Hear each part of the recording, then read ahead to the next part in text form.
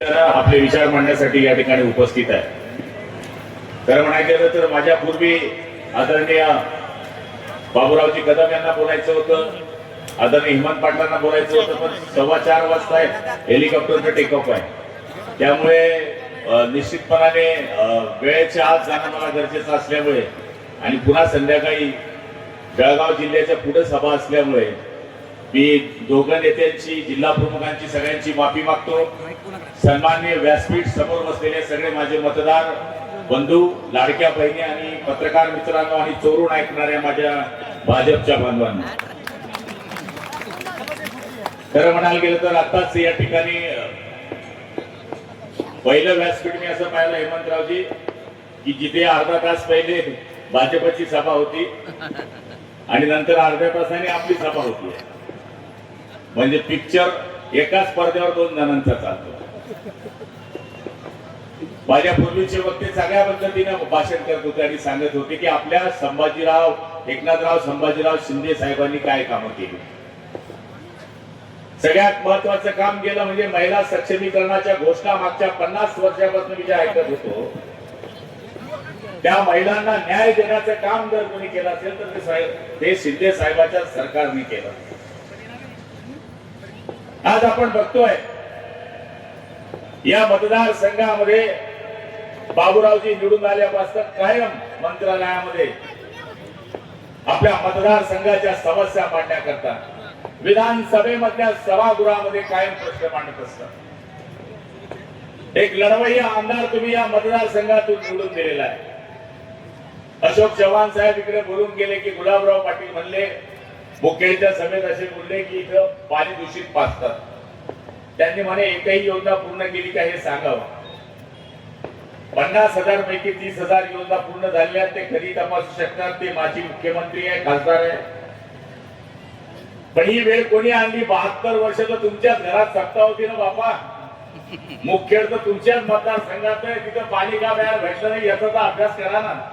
तुम्ही ज्येष्ठ नेते आहे, महान नेते आहे, राज्याचे नेते आहे, देशाचे नेते आहे, पारंपरिक तुमचे वडील, तुम्ही, तुमची मुलगी 3 पिढ्या झाली सत्ता तुमच्या हातात आहे, तुम्ही मुख्यला शुद्ध पाणी पाजू शकला नाही। ही चूक गुलाबराव पाटलाची नाही।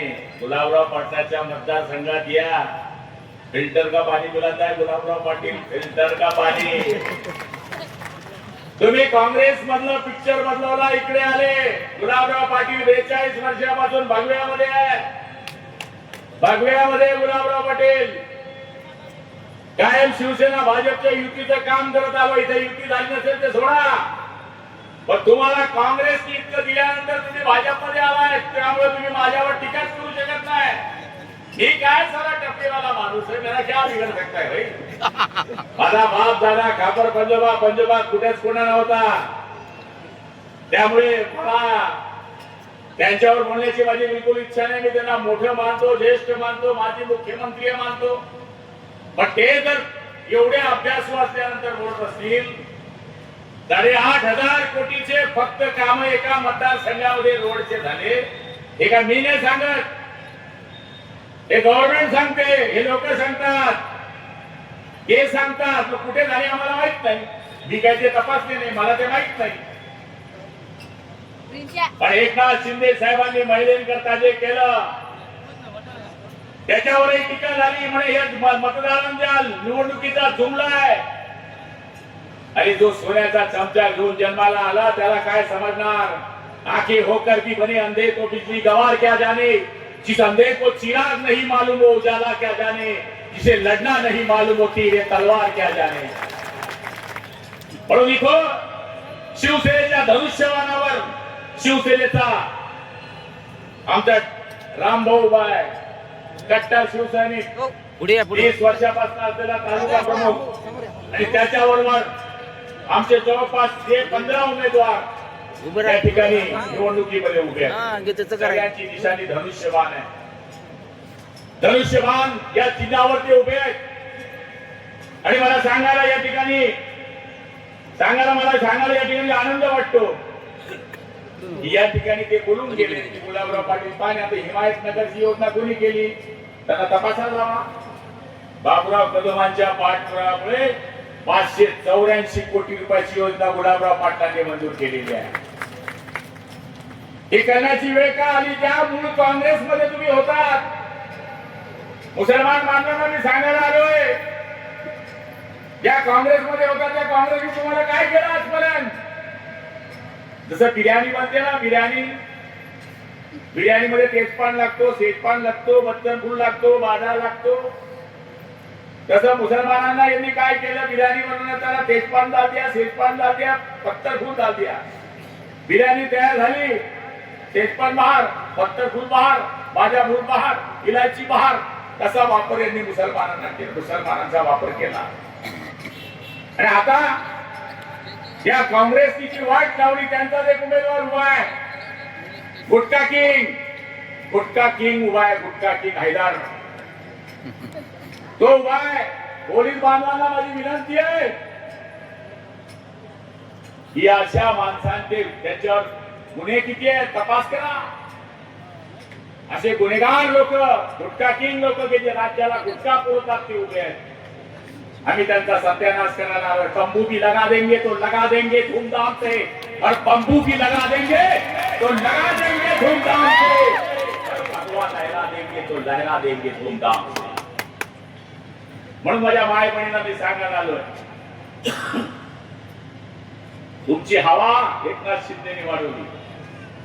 पहिले यांच्याकडे तुम्ही पैसे मागायचा, आता ते तुमच्याकडे पैसे मागायला लागले. का? पैसे डायरेक्ट तुमच्या खात्यावर येत आहे, डायरेक्ट.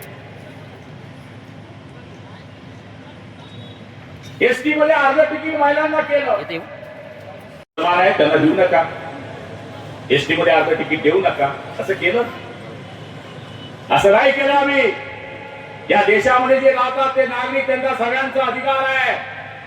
डॉक्टर बाबासाहेब आंबेडकरांनी दिलेल्या अधिकाराच्या नुसार सगळ्यांना न्याय देण्याचं काम शिंदे सरकारने केलं.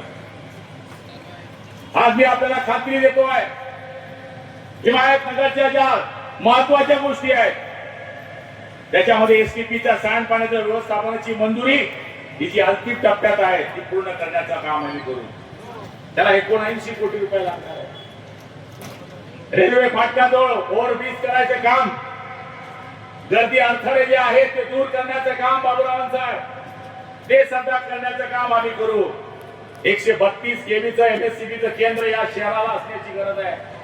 मी आपल्याला खात्री देतो, मंत्री म्हणून त्यांना 100% सहकार्य करू. या ठिकाणी प्रशस्त मंगल कार्यालय उभारण्याचं, समाज कार्य उभारण्याचा सुद्धा आदरणीय रामराव आणि आदरणीय बाबूरावांचा कयास आहे. समस्त हिमायतनगर शुद्ध पाण्यासाठी शाश्वत पाण्याची व्यवस्था करण्याची त्यांची प्रतिज्ञा आहे. काळजी करू नका. हा पाणी पुरवठा मंत्री गुलाबराव पाटील तुमच्या मागे आहे. 100% तुमचं काम करण्याचं वचन आम्ही या ठिकाणी देतो. म्हणून यांच्याकडे एकच आहे, पैशांचं शस्त्र हे शेवटी वापरतात, जातीपातीचं शस्त्र वापरतात. पण मला खात्री आहे, हा जो तुमच्या समोर उभा गुलाबराव पाटील आहे, जे आमच्या व्यासपीठावर जे लोक आहेत, हे आम्ही 5 वेळेस आमदार झालो ना जातीच्या भरोशावर ना पैशाच्या भरोशावर, फक्त कामाच्या भरोशावर आम्ही निवडून आलो. काम एक काम आणि काम जुने काम. आता हे आपल्याला लालच देतील आणि शिवसेना संपवण्याच्या गोष्टी काही लोक करतायत. हवाओं को निगोलना चाहते हैं, हद से भी गुजरना चाहते हैं, किनारों की हिम्मत तो देखिए, समंदर को निगोलना चाहते हैं. आम्ही बाळासाहेबांचे शिवसैनिक आहोत कि कोटि कोटि हिंदुस्तानियों का द्वार उठाकर मांगेंगे, सौगंध छत्रपति की खाते हैं कि भगवा ध्वज लहराएंगे. जिस धरती पर जन्म लिया है छत्रपति ने, उसे हम अपनी मां कहलाएंगे. अगर उठे उस धरती पर किसका भी हाथ, उसके हाथ काट दिए जाएंगे. सौगंध छत्रपति की खाते हैं कि भगवा ध्वज लहराएंगे. कोई कहते हैं कश्मीर की बात, कोई कहते हैं वजीर आजम की बात. हम उनको ये बता देंगे, कश्मीर को छोड़ दो मेरे भाई, तुम हिंदुस्तान की मट्टी भी ना ले पाओगे. अगर भूल गए हिंदुस्तान पाकिस्तान जंग की बात, अब्दुल हमीद भी थे हमारे साथ, हम उनको यह याद दिला देंगे, सौगंध छत्रपति की खाते हैं कि भगवा ध्वज लहराएंगे.